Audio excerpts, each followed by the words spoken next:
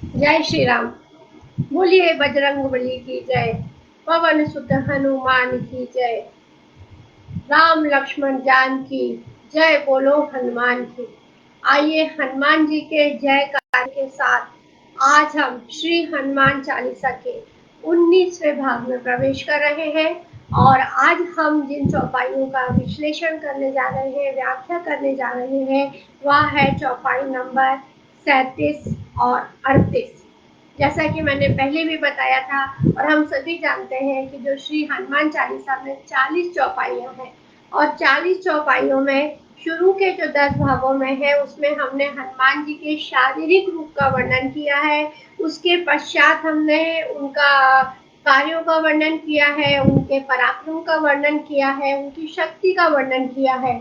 और अब हम धीरे धीरे इसके समापन तो नहीं बोलूंगी, लेकिन हर कथा का एक अंत होना निश्चित होता है। तो ये जो हमारी फेसबुक लाइव कथा हो रही थी उसका कल अंतिम दिन रहेगा।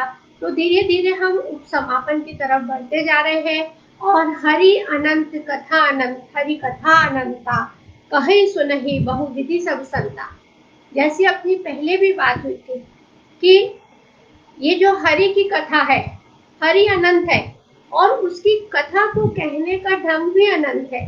और हर व्यक्ति ने, हर संत ने, मुनि ने, ऋषि ने अपनी अपनी बुद्धि के अनुसार, कथा कहूँ मैं मति अनुसार, अपनी अपनी बुद्धि के हिसाब से एक कथा को बताने की व्याख्या की है, बताने का प्रयत्न किया है। जैसे मैंने पहले भी बताया था कि नर्सरी के बच्चे के लिए का मतलब कबूतर होता है, साहित्य के व्यक्ति के लिए का मतलब जल होता है, और वही जो फिलॉसफी के व्यक्ति के लिए का मतलब क्या होता है, ब्रह्म होता है। तो हम तो अभी नर्सरी के बच्चे हैं, हमारे लिए जो का मतलब कबूतर है। तो इसलिए जो भगवान की बात हो रही है वो हनुमान जी है। हनुमान जी श्री रामचंद्र जी के भक्त हैं। तो सर्वप्रथम अपने सभी गुरुओं को प्रणाम करते हुए, गुरुर् ब्रह्मा गुरुर् विष्णु गुरुर्देवो महेश्वरा गुरु साक्षात पर ब्रह्मा तस्मै श्री गुरुवे नमः। जापान से मेरी दोस्त राजू जुड़ गई है। राजू, बहुत बहुत प्यार जो तुम इतना समय निकाल कर इस हनुमान कथा का पाठ करने के लिए, सुनने के लिए यहाँ पर आती हो। प्रवीण अग्रवाल जी ने भी ज्वाइन कर लिया है और हम यहाँ पे लगातार 19 दिन से हनुमान जी का जयकारा कर रहे हैं, चौपाई को सरल भाषा में समझने का प्रयास कर रहे हैं। जय जय जय हनुमान गोसाई, कृपा करहु गुरुदेव की नाई।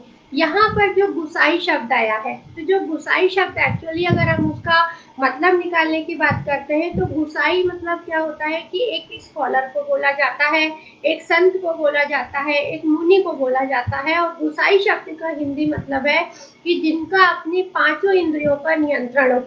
हम बोलते हैं ना कि अगर हमको ईश्वर को प्राप्त करना है तो हमको अपनी भोग इंद्रियों पर हमको नियंत्रण करना पड़ेगा। तो जो गुसाई एक यूपी में एक जाति भी होती है कि जो गेरुआ कलर के वस्त्र पहनते हैं, और ऐसा माना जाता है कि इनके जो पूर्वज थे पहले, वो सब तपस्वी थे, बाद में वो गृहस्थ जीवन में आ गए। तो इसीलिए जो तुलसीदास जी को भी हम गोस्वामी बाबा बोलते थे, क्योंकि तुलसीदास जी भी एक गुसाई संप्रदाय के थे। क्योंकि जो मैंने पहले भी कहा था कि जिंदगी में संन्यास लेना बहुत सरल है, लेकिन गृहस्थ जीवन में रहकर योग करना, स्वाध्याय करना बहुत कठिन है। इसलिए गोस्वामी तुलसीदास जी एक गुसाई थे, जो एक स्कॉलर थे, संत थे, मुनि थे, और उनका भी विवाह हुआ था रत्नावली से। हमको सबको मालूम है कि किस तरह रत्नावली ने उनको प्रेरणा दी और उन्होंने उनको श्री रामचरितमानस लिखने के लिए उनको प्रेरित किया। और देखिए जिंदगी में त्याग का कितना मतलब है। मैंने अभी पढ़ा कि जो रत्नावली थी तुलसीदास जी की पत्नी, उनको ज्योतिष शास्त्र का बहुत ज्ञान था। तो जब शादी की बात चल रही थी और जब उनको तुलसीदास जी की पत्रिका और कुंडली को उन्होंने देखी, तो उसमें उन्होंने देखा कि उनका पति पत्नी का जो संबंध है, मतलब जो सुख रहेगा, दाम्पत्य सुख, बहुत कम समय के लिए है, क्योंकि उनके स्टार इतने अच्छे थे कि उनको प्रेम मार्ग से उनको भक्ति मार्ग में प्रवृत्त करना था। तो रत्नावली ये जानती थी कि मेरी इनसे शादी होगी और इसके बाद ये प्रेम में लीन हो जाएंगे, और जब तक मैं इनको फटकारूंगी नहीं कि अगर आपकी ये जो हाड़ मांस के शरीर में ये प्रीति अगर तुमने प्रभु श्री राम में कर ली होती।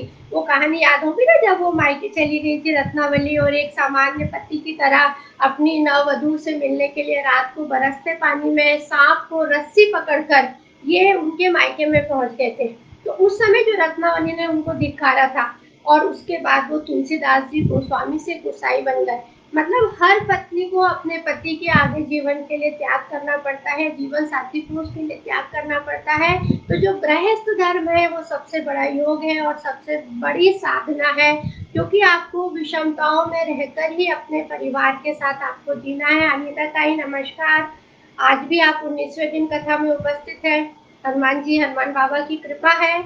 और यहाँ पर ये बात हो रही है जय जय जय हनुमान गोसाई।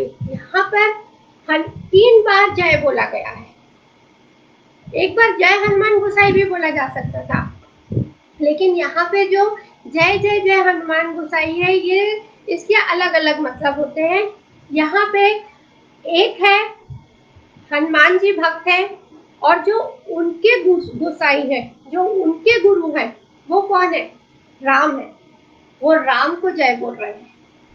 और जो तुलसीदास जी हैं और जो हम जैसे भक्त हैं, वो हम हनुमान जी को जय बोल रहे हैं। मतलब हम जैसे भक्त पहले हनुमान जी को जय बोले, तो एक जय से दूसरा जय हुआ।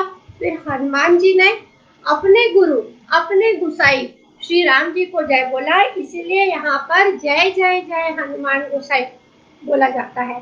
और आप देखिए कि हमारे यहाँ ये बोलने की परंपरा है, जय श्री कृष्णा, जय श्री राम।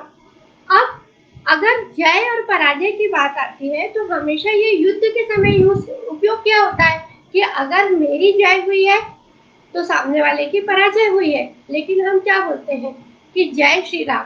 मतलब ये जो बात होती है कि हमारी मति का, हमारी बुद्धि का हमेशा द्वंद्व चलता रहता है, ईश्वर रूप में और काया रूप में। तो हम जब जय श्री राम बोलते हैं, तो हम ये मैसेज देते हैं कि हमने ईश्वर रूप की जय बोला है और अब हम काया रूप से बाहर निकलते जा रहे हैं। और जय जय जय हनुमान गोसाई, मतलब यहाँ पे हम सभी भक्त, मैं हनुमान जी को बोल रही हूँ, आप हनुमान जी को बोल रहे हैं, हनुमान जी श्री राम जी को बोल रहे हैं। और कृपा करम गुरुदेव की नाई। देखिए, अब कथा समाप्ति की ओर आ रही है, और अब हम फल श्रुति की कामना रखेंगे। अब हम ईश्वर से कुछ मांग रहे हैं, कुछ हम चाह रहे हैं, तो अब हम क्या कामना रखेंगे कि हम अपने मन में भक्ति भाव रखेंगे। और गुसाई का एक शब्द है, कृपा करहु गुरुदेव की नाई। गुरु मतलब क्या होता है? जो आपके जीवन का अंधकार दूर करता है। और हमारे यहाँ मातृ देवो भव, पितृ देवो भव, गुरु देवो भव। जो गुरु का भी हमको माता का ऋण दूर करना पड़ता है, पिता का ऋण दूर करना पड़ता है, और गुरु का भी ऋण दूर करना पड़ता है। और सबसे मजे की बात बताऊं कि जो गुरु रहता है ना, वो अपेक्षा रहित रहता है। इवन हम जो साधारण इंसान है, हम अपने बच्चों को भी जो पालन पोषण करते हैं ना, इस उम्मीद से करते हैं कि हाँ, आज हम अपने बच्चों को पढ़ाएंगे, अपने बच्चों को अच्छी नौकरी लगाएंगे, तो ये बच्चे हमारे बुढ़ापे में करेंगे। कहीं ना कहीं ये स्वार्थ पूर्ति हमारे अपने बच्चों के साथ भी जुड़ी रहती है।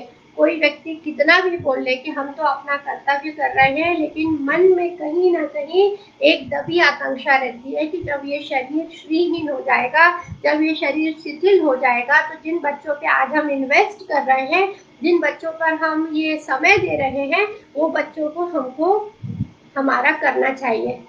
आप देखिए, बहुत सारे बुजुर्ग आज के समय में इसीलिए परेशान है कि जिस उम्मीद से उन्होंने अपने बच्चों का पालन पोषण किया था, पर वो बच्चों जो भी उनकी कैरियर की व्यवस्था रहे, चाहे कुछ रहे, और वो उनको छोड़कर आज बड़े महानगरों में चले गए हैं, विदेश में चले गए हैं, तो उनकी अपने बच्चों से अपेक्षा रहती है। और जो पहले उनकी बच्चों के द्वारा उपेक्षा होती है, उपेक्षा होने के बाद उनकी बच्चों से अपेक्षा बढ़ती है, और वो जो अपेक्षा रहती है वो दुख का कारण होता है। लेकिन ये जो गुरु होता है ना, उसको कभी किसी से कोई अपेक्षा नहीं रहती। मुझे ये गर्व है कि मेरे माता पिता दोनों ही टीचिंग, दोनों ही जो शिक्षक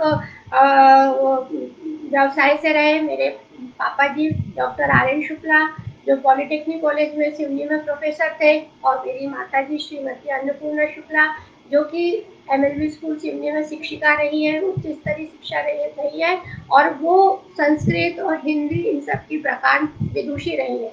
और मैं देखती हूँ कि जब भी आज भी रिटायरमेंट के 15 साल 16 साल बाद अगर मेरे मम्मी पापा को अपनी किसी स्टूडेंट का नाम पता चलता है, रायपुर आते हैं तो पता चलता है कि अरे उनका वो स्टूडेंट मिला था, तो उनके चेहरे पे जो खुशी होती है, वो खुशी में कोई अपेक्षा नहीं रहती। उनको अपने उस स्टूडेंट से कोई भी अपेक्षा नहीं रहती कि वो मेरा ध्यान दे, पर एक गुरु ही रहता है जो आपसे बिना उपेक्षा के, आपके बिना अपेक्षा के प्यार करता है। इवन ये मेरे कैरियर काउंसलिंग के जो प्रोफेशन में है, आज 15-20 साल बाद, मुझे 20 साल हो गए हैं, बहुत सारे बच्चे मुझे मिलते हैं, मैं भूल जाती हूँ, लेकिन वो कई बार आके मुझे जब वो बताते हैं या कहीं से कॉन्टैक्ट होता है, अभी व्हाट्सएप के कारण, लिंक्डइन के कारण, कि मैडम मैं ये था, मैं आपसे उस वक्त मिला था और आपने मुझे ये बताया था, तो आप बताइए, आप समझ नहीं सकते कि उस समय मैंने उनके जीवन में एक गुरु का काम किया था, एक मेंटोर का काम किया था, एक कोच का काम किया था। और मेरे मन में जो खुशी होती है ना, उस खुशी के कोई अपेक्षा नहीं रहती है, कोई एक्सपेक्टेशंस नहीं रहता है। तो जो गुरु है, कि गुरु का शब्द आपके जीवन में बहुत इम्पोर्टेंट है। और हनुमान जी के जो सबसे पहले गुरु थे वो सूर्य भगवान थे, और हमने पहले ये कहानी देख चुके हैं कि हनुमान जी को जब सूर्य से शिक्षा लेना थी, सूर्य ने बोले कि अब मैं रुक नहीं सकता, तो वो सूर्य के सामने उल्टा मुंह कर बैठते रहे और सूर्य अपनी पृथ्वी की दूरी पर चलते रहे और हनुमान जी को शिक्षा देते रहे। तो अगर हमको कृपा करो गुरुदेव की नाई, हमको अपने जीवन में गुरु की अगर कृपा पानी है, तो हनुमान जी बताते हैं कि हमको हार्ड वर्क करना पड़ेगी, हमको मेहनत करनी पड़ेगी। फिर हम अपने गुरु से, हनुमान की गुरु भक्ति से क्या क्या सीख सकते हैं। फिर हनुमान जी के जो दूसरे गुरु थे वो श्री रामचंद्र जी थे। श्री रामचंद्र जी ने तो शबरी का बेर भी झूठा बेर खाया था, और श्री रामचंद्र जी तो बहुत कृपालु थे। हम क्या बोलते हैं, श्री रामचंद्र कृपालु भजमन, कि उन्होंने सबको अपनी कृपा बरसाई है। इवन जब उन्होंने रावण का संहार किया तो उनके मन में ये दुख था, ऐसा बोलते हैं, लोक कथा है कि रावण को जाकर उन्होंने क्षमा मांगी कि आप बहुत बड़े विद्वान हैं, ऊपर से आप ब्राह्मण हैं, और मेरे ऊपर आपकी हत्या का पाप लग रहा है, लेकिन देश के लिए, समाज के कल्याण के लिए मुझे यह काम करना बहुत जरूरी है। और कहते हैं कि एक क्षत्रिय ने ब्राह्मण का वध किया था, उसके लिए, उसका प्रायश्चित करने के लिए उन्होंने रामेश्वरम में यज्ञ भी किया था। मतलब आप हनुमान जी के गुरुओं से क्या सीख सकते हैं, रामचंद्र जी से क्या सीखते हैं, कि आपको कृपालु होना है, आपको लोगों के लिए आपकी अच्छी एम्पैथेटिक फीलिंग होनी चाहिए, आपको लोगों के लिए सॉफ्ट कार्नर रखना पड़ता है। और तीसरी बात है कि जिस तरह से रामचंद्र जी ने रावण का वध करने के पश्चात प्रायश्चित किया था, कि वैसे ही अगर हमारे जीवन में कोई कभी गलती हो जाती है तो हमको तुरंत उस चीज को स्वीकार कर उसका हमको प्रायश्चित करना चाहिए। फिर एक इंटरप्रिटेशन ये भी हो सकता है कि जय जय जय हनुमान गोसाई, कि तीनों काल में, चाहे तीनों लोकों में, चाहे मृत्यु लोक हो, चाहे पृथ्वी लोक हो, चाहे आकाश लोक हो, चाहे पाताल लोक हो, तो हर जगह हनुमान जी आपका नाम चलता रहेगा। और बहुत से लोग ऐसा बोलते हैं कि कलयुग में अच्छा गुरु ढूंढ पाना भी बहुत कठिन काम हो गया है। बोलते हैं ना, पानी पियो छान कर, पानी पियो छान कर, गुरु बनाओ जानकर। अभी बहुत सारी ऐसी घटनाएं हुई है कि हम विश्वास नहीं कर पाते कि जिस व्यक्ति को हमने गुरु के रूप में वहां पे जन सामान्य ने एक अच्छी जगह पर स्थापित किया था, और बाद में जब हमको उनके कुछ इस तरह से कर्म पता चलते हैं, तो ये समझ में नहीं आता कि आज ये जो लाखों की भीड़ जा रही है, प्रवचन हो रहा है, वीडियो कैसेट्स बन रहे हैं, सब कुछ हो रहे हैं, लेकिन क्या हम उन्हें गुरु बना सकते हैं? तो अगर आपके मन में ऐसी शंका आ रही है, और आपको, अगर आप ऊपर मार्केटिंग वाले फंडे से अगर आप मुक्त होना चाहते हैं, या तो आपको गुरु का सत्संग करने का मौका मिले, गुरु का स्वाध्याय करने का मौका मिले, और अगर नहीं तो आप अपनी जिंदगी में हनुमान जी को गुरु बना लीजिए। और जो हनुमान जी है ना, वो हनुमान जी आपसे कोई अपेक्षा नहीं करते हैं। और आज मेरे को बहुत खुशी हो रही है कि जबलपुर से मेरे मामा जी श्री राजेश्वर चतुर्वेदी जी वो भी ज्वाइन कर चुके हैं। मामा जी मैं आपको यहीं से प्रणाम करती हूँ। और यह आपका और मेरे जो माता महा है, मेरे नाना जी हैं, पंडित स्वर्गीय पंडित वैद्यनाथ चतुर्वेदी जी, ये मैं संस्कृत के प्रकांड विद्वान रहे हैं। तो यह मेरा सौभाग्य है कि आज मुझे जो भी मैं कुछ बोल पा रही हूँ, जो भी मैं कुछ कर पा रही हूँ, ये शायद मेरे मातामह और पितामह दोनों की तरफ से मुझे मिला है, और जिसके लिए मैं हनुमान जी की हमेशा आभारी रहती हूँ। तो अगर जिंदगी में आपके पास कोई गुरु नहीं है तो आप हनुमान जी को गुरु बना दीजिए, और हनुमान जी सिर्फ आपका कल्याण करेंगे। 38वीं चौपाई है, जो सत बार पाठ कर कोई, छूट ही बंदी महासुख होई। शत मतलब 100, सैकड़ा, है ना। हम बोलते हैं कि 100 रन बनाए। तो जो इस हनुमान चालीसा का 100 बार पाठ करता है वह सारे बंधनों और कष्टों से मुक्त हो जाता है और उसे महान सुख की प्राप्ति होती है। आप देखिए 40 चौपाई में कितना सुंदर तरीके से हम जैसे निबंध लिखते हैं ना, पहले हम प्रस्तावना लिखते हैं, फिर हम धीरे से विषय पे जाते हैं, फिर उसके बाद हम लाभ हानि, फिर हम उसके बाद उपसंहार पे जाते हैं। तो अभी ये जो श्री हनुमान जी की कथा है, धीरे धीरे वो उपसंहार की तरफ बढ़ती जा रही है। पहले हमने हनुमान जी का, अपने गुरु का स्मरण किया, हनुमान जी के कार्यों का वर्णन किया, हनुमान जी के शारीरिक मानसिक और आध्यात्मिक बल का उसमें वर्णन किया। उसके बाद हनुमान जी ने क्या क्या पराक्रम किए उसके बारे में बात की। अब हम बात कर रहे हैं फलश्रुति की। जैसे हम यज्ञ करते हैं, यज्ञ में हम आहुति डालते हैं, समिधा डालते हैं, फिर सबसे जो अंत में रहता है उसमें जो हमसे शुरू में जो हमारे पंडित जी संकल्प लेते हैं, उसके बाद फलश्रुति की कामना रहती है कि हे प्रभु, अगर मैं ये यज्ञ कर रही हूँ तो मेरी इस यज्ञ से ये कामना है। तो ना जाने अचानक कहाँ से 5 अगस्त को, जिस दिन श्री राम जन्मभूमि का शिलान्यास हुआ था, ईश्वर की कृपा हुई, जिसको हम प्रचिति बोलते हैं, आशीर्वाद हुआ, और ये धीरे धीरे करते करते हम 19वें दिन पे यहाँ पर पहुंच गए हैं। और यहाँ पर अब हम फलश्रुति की कामना कर रहे हैं। और गोसाई जी बोलते हैं, जो 7 बार पाठ कर कोई, छूट ही बंदी महासुख होई। अब यहाँ पर 100 बार पाठ करने का मतलब क्या है कि आपने 100 बार हनुमान चालीसा रट ली और आप 100 बार दिन में उसको बोलते गए? नहीं। आपको वो कहानी याद होगी ना, तोते वाली। शिकारी आता है, जाल फैलाता है, दाने का लोभ दिखाता है, जाल में नहीं फंसना चाहिए। ऋषि तोतों को सिखा देते हैं, तोते बोलते रहते हैं, लेकिन शिकारी आता है, जाल डालता है, दाने का लोभ दिखाता है, सारे तोते फंस जाते हैं, और वो जाल में फंसे होने के बावजूद भी वो वही गाना गाते रहते हैं। तो हम सब भी कहीं ना कहीं से, हम हनुमान चालीसा पढ़े, हम श्री दुर्गा चालीसा पढ़े, दुर्गा सप्तशती पढ़े, हम सिर्फ शब्दों को याद कर लेते हैं, हम उनके भावों पर नहीं जाते हैं। तो ये जो तुलसीदास जी बोलते हैं, कई लोग जो साधारण इसका अर्थ बताएंगे कि अगर आप 100 बार इसका पाठ कर लेंगे तो आप जो आपकी जिंदगी में जितने भी दुख है, दारिद्र है, दैन्य है, आप उससे आपको उनसे मुक्ति मिल जाएगी। ठीक है, पाठ करना अच्छी बात है, लेकिन पाठ करना और स्वाध्याय करना दोनों में बहुत अंतर होता है। इतने दिनों से हम सभी हनुमान चालीसा का पाठ करते आ रहे थे, पर ये जो 19 दिन से हम जो हनुमान चालीसा की 2-2 चौपाइयों का अर्थ समझ रहे हैं, व्याख्या समझ रहे हैं, तो उस समय हमको ऐसा लगता है कि आप देखिए, अगर आप मन से और भाव से अगर आप हनुमान चालीसा पढ़ेंगे तो वो जो है ना, राम रसायन तुम्हे पासा, ऐसा लगेगा राम भगवान ने आपके और हनुमान जी के बीच की केमिस्ट्री दे दी है।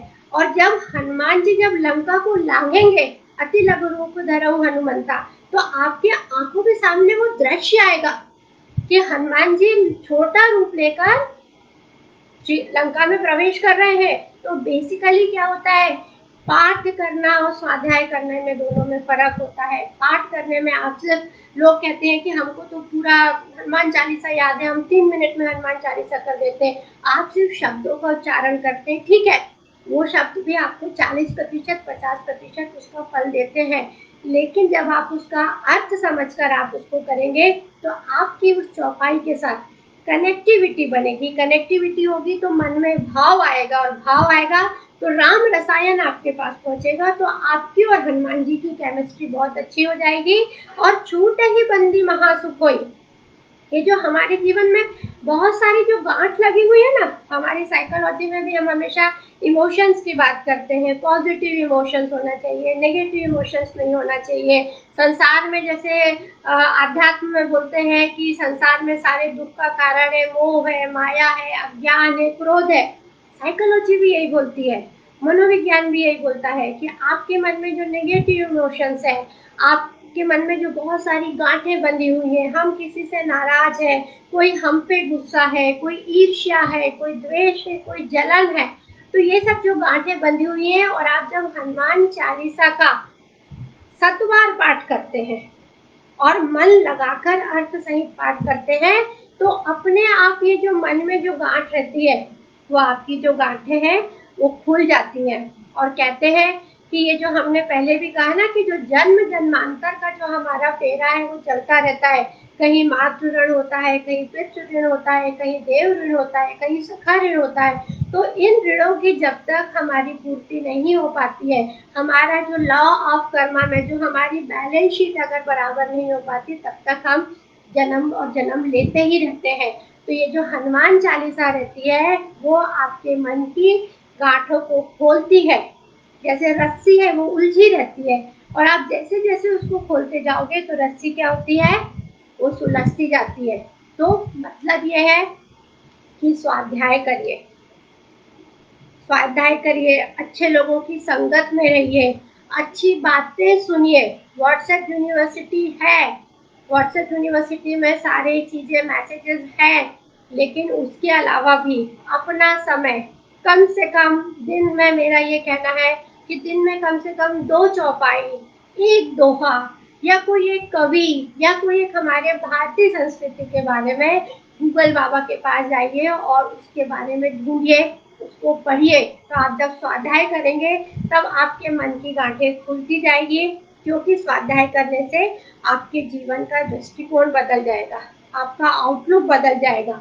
और ऐसा नहीं है कि जिंदगी में दुख नहीं आएंगे, दुख तो आएंगे, पर दुखों को देखने का आपका तरीका बदल जाएगा, और आपको यह समझ में आ जाएगा कि जब राम और कृष्ण भी इस दुनिया में आए थे, पैगंबर भी इस दुनिया में आए थे, हजरत मूसा भी आए थे, ईसा मसीह भी आए थे, और गुरु नानक भी आए थे, सबको जब जब इस जन्म में इंसान के रूप में आए हैं तो उनको तपस्या करनी पड़ी, उनको संघर्ष करना पड़ा, क्योंकि हम तो साधारण इंसान हैं, हम गृहस्थ योगी हैं।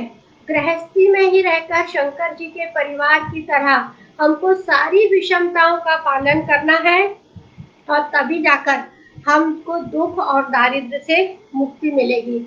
हम भगवान के पास जाते हैं, हम स्नान करते हैं, बच्चों को बताते हैं ना, इवन हम भी, कि हम नहाते हैं, धोते हैं, और हम जो सफाई रखते हैं।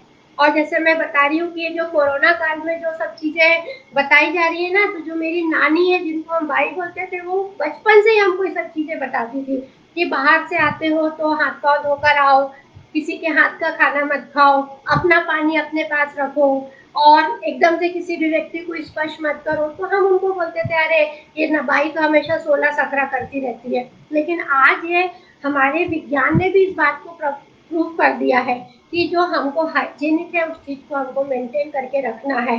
तो जिस तरह से हमको ना अपने शरीर की शुद्धि के लिए स्नान करना जरूरी है, हाथ पांव को धोना जरूरी है, घर से बाहर आते हैं तो घर की चप्पल बाहर रखिए, और ताकि सिर्फ गंदगी बस आपके घर में प्रवेश ना करे, लेकिन जो बाहर के आपके जो नेगेटिव विचार है उनको आप बाहर चप्पल रख दीजिए, और उन विचारों को बाहर ही रहने दीजिए। देखिए कितना सुंदर शास्त्र था हमारी पुरानी बातों में, हर चीज का एक साइंटिफिक रीजन हुआ करता था। तो शरीर की शुद्धि के लिए स्नान जरूरी है, वैसे ही बुद्धि की शुद्धि के लिए आपको स्वाध्याय जरूरी है। और उसके लिए क्या है, आपको स्वाध्याय शरीर में सरिता में स्नान करना जरूरी है। इसीलिए हम बोलते हैं ना कि आज बच्चे सिर्फ पढ़ाई मत कराइए, हम जो पढ़े हैं उसको गुनना भी सिखाइए। बोलते हैं ना कि बेटा बस बाँचो मत, उसको गुनो भी जिंदगी में, मतलब आप उस चीज का एक्सपेरिमेंट करो, तो आप जब हनुमान चालीसा का अपनी ज़िंदगी में पाठ करते हैं, तो मैं इस चीज़ का ज़रूर आपको गारंटी देती हूँ कि हम गृहस्थ योगी हैं और हमारी जो हमेशा कोई ना कोई कामना रहती है और सबसे बड़ी कामना रहती है कि हमारे घर में सुख और संपत्ति रहे।